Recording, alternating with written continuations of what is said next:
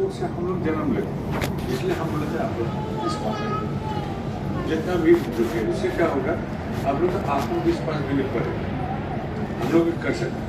60 साल का एक दीक्षा के बाद, 60 साल उपरांत के बाद एक महिला यहाँ खबर दे रही है कि आज मेरा अहमियत ठाकुर जी के जगत में क्या है, उसको पता चला दीक्षा पदक के काम के माध्यम से। मुझे भी कोई काम में लगा जाए, मेरा 60 साल दीक्षा हो गया, हम एकदम बचपन में दीक्षा लिए थे। इतना साल के बाद मुझे एहसास हो रहा है कि इस काम में भी मेरा कोई योगदान रह सकता है। तो हम ये माँ लोग का विचार इसलिए बोल रहे हैं कि देखिए दादा लोग का क्या होता है, आप लोग जो हम लोग का भारतीय समाज में क्या होता है कि दादा लोग कर्म करेंगे, वो कर्म क्या करेंगे, उपार्जन का कर्म करेंगे, उस उपार्जन से क्या चलेगा, उस परिवार चलेगा। तो आप लोग का एक अपना उपार्जन करना जरूरी हो जाता है। क्यों उपार्जन करना जरूरी है? क्योंकि परिवार पालन के लिए, कम से कम परिवार का पेट का भरपाई के लिए हमारा उपार्जन जरूरी है।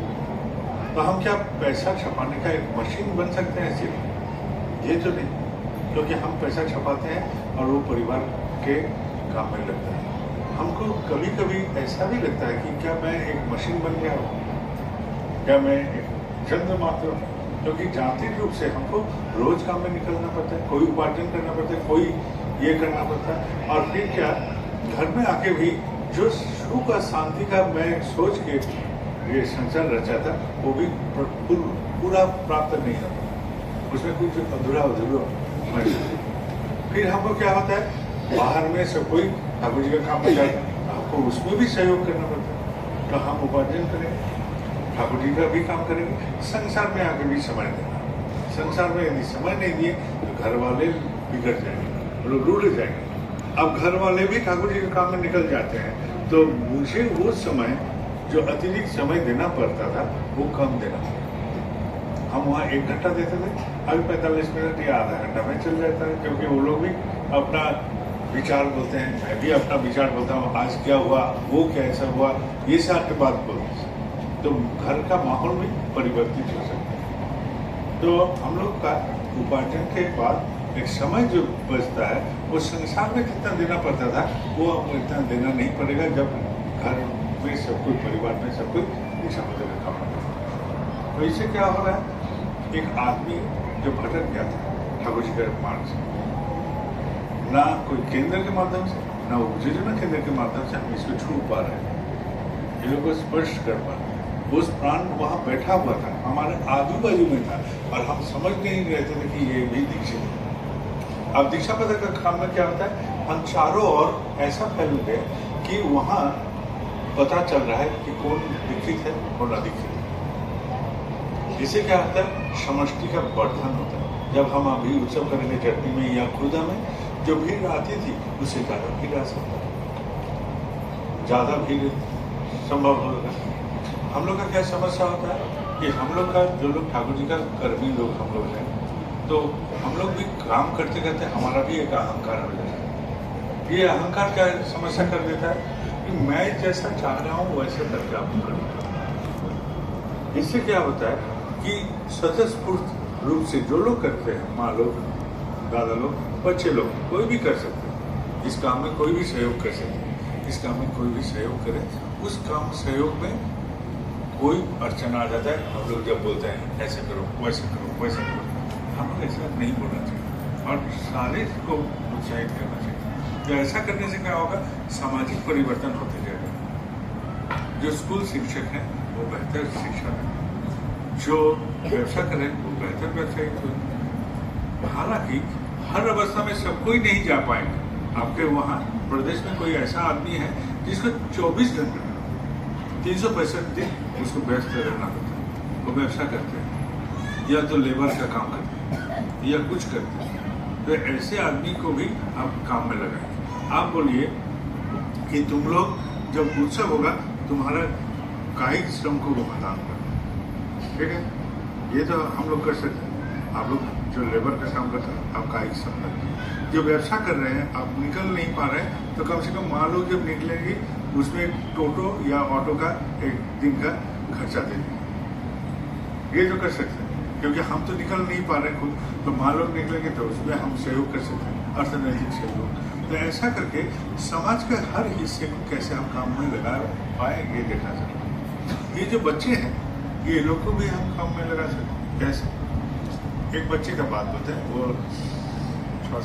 7-8 साल उम्र होगा, वो बच्चा, हम बाद में सुनने को आया कि मैं जो बोलता हूँ कभी कभी उसको किसी ने रिकॉर्ड करके यूट्यूब में छोड़ के रखा, तो उसको पूरा याद कर लिया और अपने जितने सारे उम्र के बच्चे हैं उनको जाके एकदम खड़ा होके मेरा जो स्पीच है वो भर करके बोलता है, एकदम पूरा याद कर लिया था, रट लिया। ठीक है। अब माँ और बाप बहुत गरीब है, फल बेच के उन लोग का संसार चल रहा है। वहाँ एक आदमी सहयोग करने के लिए बोला कि हम आपका बच्चे को घर में आके पढ़ा दें, ट्यूशन करा दें। तो ऐसा ही चलता था। माँ बाप अभी फुर्सत निकाल के दीक्षा पत्र का काम में निकलते हैं। अब फुर्सत में जो दीक्षा पत्र का काम में निकलते हैं तो बच्चे को भी बहुत इच्छा हुआ कि हम भी दीक्षा पत्र का काम में निकलेंगे। अब दीक्षा पत्र का काम में निकलने के लिए वो भी जिद किया, तो माँ बाप बोलता कि अभी नहीं, तुम थोड़ा सा बड़ा हो जाओ, पढ़ लो, फिर तुम जाओ। लेकिन वो तो रुकने वाला बच्चा नहीं था। वो क्या किया, मास्टर जी से पता चला कि मास्टर जी कभी दीक्षा लिए थे, जो घर में आके ट्यूशन कराता है, गरीबी के कारण जो सहयोग करने के लिए घर में आके पढ़ाते हैं, दया परामर्श होकर, वो दीक्षा कभी लिए थे लेकिन इष्ट विधि नहीं करते। तो उसने बोला अपने मास्टर जी को कि सुनिए, हम आपके पास पढ़ेंगे नहीं। बोला क्यों नहीं पढ़ेगा? बोला आप गुरु त्याग दिए हैं, आपसे हम क्या सीखेंगे? आप मेरा गुरु कैसे बन सकते जो आप खुद गुरु त्यागे हैं? तो माँ बाप बोलता है चुप चुप चुप चुप। तो मास्टर बोलता है नहीं, उसको बोलने दीजिए। तो बच्चा बोलना शुरू, विधि करने से क्या होता है, जो मेरा स्पीच में पाया है उसी को रखते गए। मास्टर तो चुपचाप सुना, सुन के बोलता है ठीक है, हम आज चले जाते हैं। अगले दिन फिर मास्टर आया। वो सोचा, बाप माँ तो सोचा कि मास्टर गया और नहीं आया, लेकिन अगले दिन मास्टर आया। अरे बेटा, आज से हम स्टडी शुरू कर दिया है, पढ़ना शुरू कर देने से। तो एक बच्चा भी इसमें उत्साहित हो। तो हम यही बोलना चाहते हैं, यदि समाज में देखें, थोड़ा सा बड़ा हो जाने से क्या समस्या हो जाता है कि वो समस्या में पड़ता है कि क्या करेंगे जिंदगी, इस जीवन में काम क्या होगा, क्योंकि हमारे पास नौकरी इतना ज़्यादा नहीं रहता। व्यवसाय करेंगे तो व्यवसाय करने का माहौल अभी ठीक नहीं है कि निवेश करेंगे उसका रिटर्न कैसे आएगा, तो संशय में रहता। फिर क्या करता है, दोस्त यदि बदमाश टाइप का कोई दोस्त मिल गया तो नशा सीख जाता है, उलट पुलट नशा करना शुरू कर दिया। तो समाज में हम अपने बच्चे को अच्छा स्कूल दे दिए, अच्छा परवरिश दिए, उसके बावजूद बच्चा, हम ये नहीं कर सकते कि ये बच्चा सही सलामत एकदम जिंदगी के मार्ग पे सही चले। मेरा संशय रहता है, सब समय चिंता रहता है कि यह बच्चा ठीक रहेगा तो इस समाज में उसको प्रदूषित तो कर नहीं देगा, ये सोच हमारे को खा जाता है। हम क्या कर सकते हैं, हम समाज के लिए ऐसा कोई काम कर सकते हैं कि उसको सामाजिक इस कार्य, ठाकुर जी के कार्य के विषय में उसका अवगत कराना। घर का माहौल भी परिवर्तन हो, वो सोचेगा कि मेरा जिंदगी ठाकुर जी से संयुक्त है। वो अभी ठाकुर जी से जैसा संयुक्त महसूस करेगा, उसका उत्साह और प्रेरणा बढ़ेगा। अब पूछा जाए तो दया कैसा है, सब काम तो हम ही लोग करते हैं, तो दया क्या है? तो हम सबको बोलते हैं, देखिए हम माचिस से जलाते हैं तो माचिस का जो काठी रहता है, उस काठी में आग नहीं रहता है नहीं।